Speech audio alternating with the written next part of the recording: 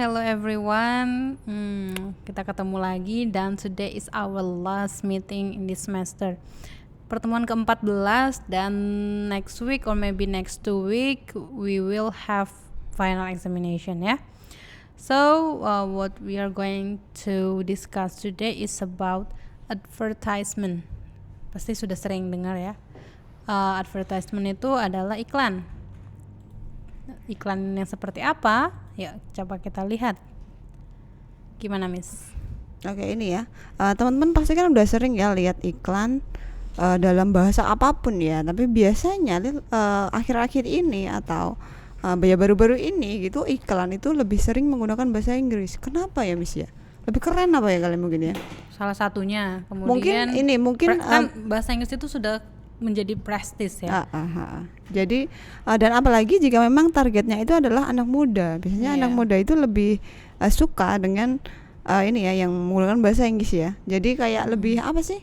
Ya benar prestis tadi ya, Miss ya. Nah, jadi lebih disukai dan lebih sering sekarang itu menggunakan bahasa Inggris daripada bahasa Indonesia. Nah, contohnya ini yang di layar ya. Stop staring at me like I'm some piece of meat. Padahal emang bener ya.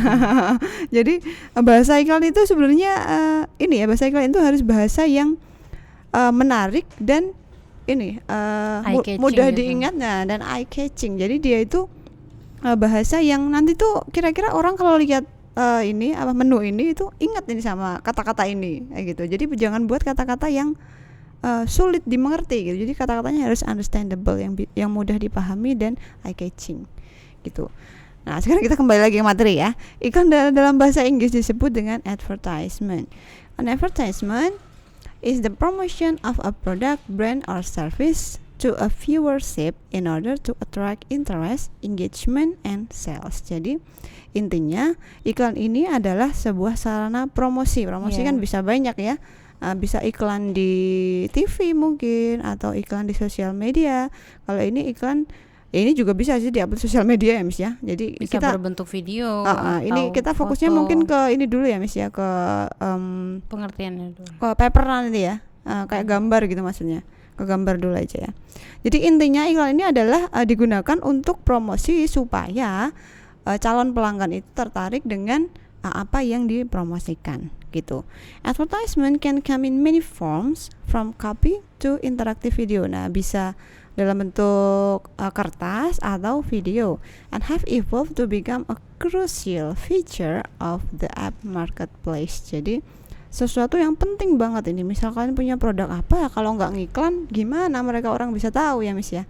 Jadi iklan itu memang hal yang sangat penting, apalagi untuk teman-teman yang misal punya usaha, apalagi usaha itu usaha yang baru. Jadi harus tepat gitu iklannya seperti apa. Jadi yang kalian ditonjolkan dari produk kalian itu apa, harus jelas.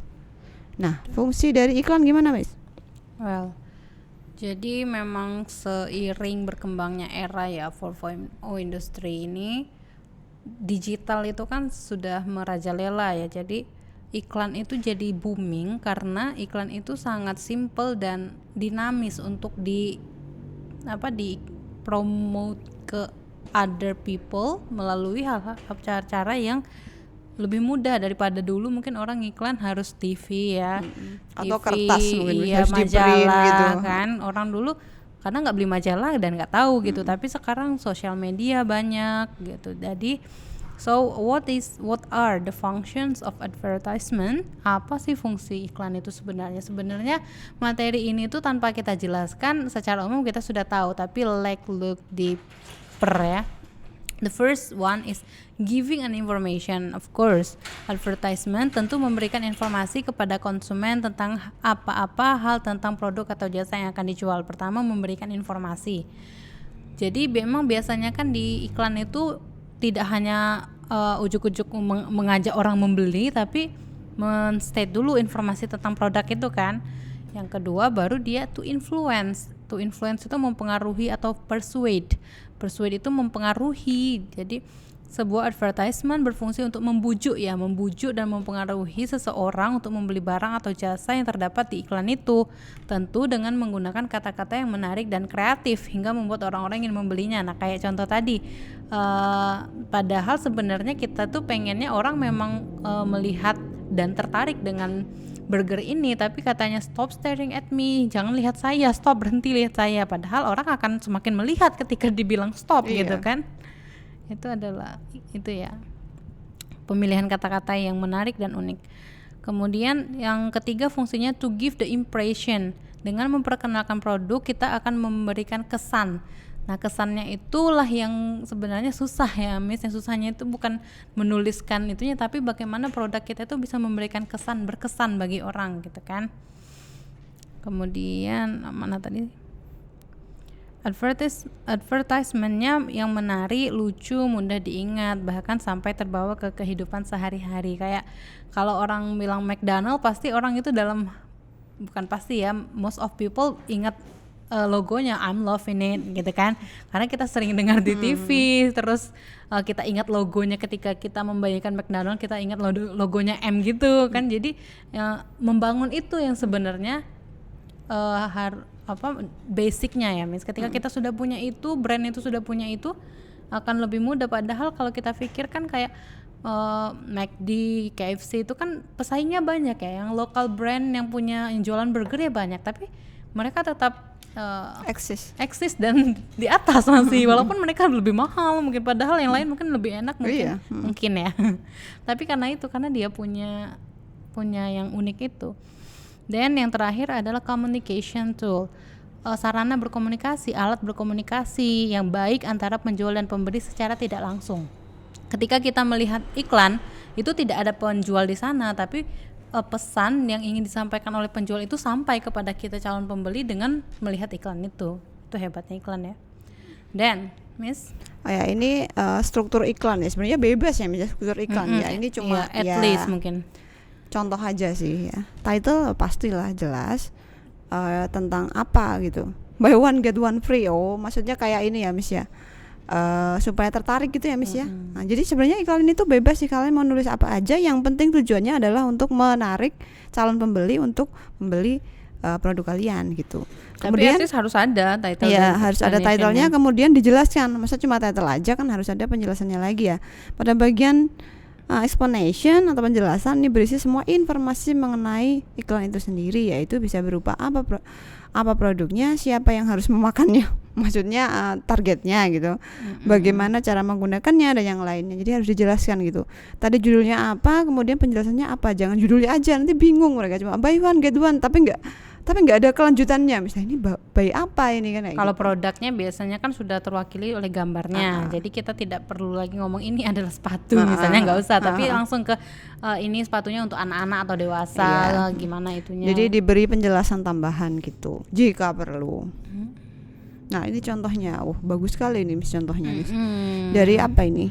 Yang Coldplay itu konser ya, iklan konser. Terus kita bisa lihat bagaimana mereka menggunakan warna-warna yang menarik gitu kan. Terus iklan sampo, kenapa kita tertarik? Karena lihat foto modelnya, rambutnya bagus banget so ternyata, beautiful, padahal kita nggak tahu dia pakai sampo Dove beneran apa enggak. Tapi strange-nya iklan itu memang di situ, dengan di gambar, dengan penjelasan produknya, orang secara psikologis mungkin misalnya kita tuh langsung kayak wah gitu kan, padahal kita ya kayak terhipnotis enggak juga sih, tertarik ya. Nah, kemudian ada iklan restoran ya, yang pasti yang jelas yang dilihatkan adalah makanan kan. Kemudian bisa juga place-nya suasananya, dan yang terakhir itu apa tuh? Hotel. Dan ya, itu dicantumkan gambar hotelnya yang paling bagus ya, gambarnya ya, view-nya, terus baru spesifikasinya, ya, intinya kelebihannya gitu. Iya. Nah, terus how to make an advertisement gimana Miss? Someday nih misalnya teman-teman nih punya produk sendiri, mau buat iklan gitu ya. Ini sebenarnya bukan something fix untuk menulis iklan, tapi hal-hal yang butuh dipertimbangkan. The first one is the SWOT analysis, strength, weakness, opportunity, and threat ya. Kelemahan, jadi kita menganalisa dulu kelemahan, kelebihan, kekurangan, opportunity, kesempatan dan threat, ancamannya. Pasti anak-anak ekonomi lebih paham, udah paham. Intinya ya, itu. SWOT analysis. Kemudian set up your main objectives. Jadi kita harus itu ya, harus strict objektif kita, tujuan. Objektif itu tujuan. Tujuan kita ini apa? Menjual produk misalnya atau menjual jasa. Jadi kita bisa fokus, nggak terbagi-bagi fokusnya. Kemudian research the market, the competitor maksudnya ini ya, competition, your audience. Jadi kita research dulu nih, kita buat semacam pengkajian atau apa sih research itu, penelitian tentang market kita, pasar kita, terus siapa nanti yang kemungkinan akan menjadi kompetitor kita, apa kelebihan kita, apa kekurangan mereka gitu kan. Bagaimana kita mencari gap itu. Nah, gap itulah yang akan kita pakai untuk bahan kita menjual gitu kan. Jadi maksudnya tuh kayak apa yang para pesaing itu nggak punya gitu. Nah, kita tonjolkan di situ supaya produk kita itu terjual, produk kita menarik gitu ya. Dan juga harus ada research tentang your audience. Jadi misalnya dia jualan sepatu nih, sepatunya sepatu anak misalnya, atau sepatu cewek, sepatu wanita gitu. Nanti desain undangan itu akan kita buat semaksimal mungkin untuk persuade wanita. Jadi mungkin desainnya, mungkin logonya, mungkin warnanya akan khusus untuk ke wanita, hal yang disenangi wanita gitu kan. Kemudian identify your target audience, sudah tadi ya, your target audience itu tadi misalnya anak-anak atau laki-laki, ibu-ibu misalnya. Terus brainstorm for fresh ideas, jadi melakukan brainstorming. Itu brainstorming itu apa ya kalau kita pemanasan? Lebih ke ini ya, kayak mungkin mencari-cari contoh dulu kali ya. Iya, jadi kita banyak lihat-lihat dulu contoh-contoh apa yang sudah ada, apa yang belum ada, untuk mendapatkan ide-ide yang lebih fresh ya. Kemudian the design process, setelah kita fix itu kita akan baru masuk ke di design process. Jadi desainnya disesuaikan dengan target audience ya. Jadi misal produk itu untuk ini anak-anak cewek gitu, mungkin desainnya yang pink-pink kayak gitu mungkin. Kalau untuk yang cowok, remaja cowok mungkin biru atau hitam kayak gitu, merah kayak gitu. Untuk ibu-ibu mungkin apa ya, misalnya ibu-ibu ya? Ibu mah apa ya? Hijau mungkin. Hijau. Ya nanti kalian cari ya yang kira-kira pas untuk itu masing-masing target audience. Well guys, that's all our material today. We have been in the last slide.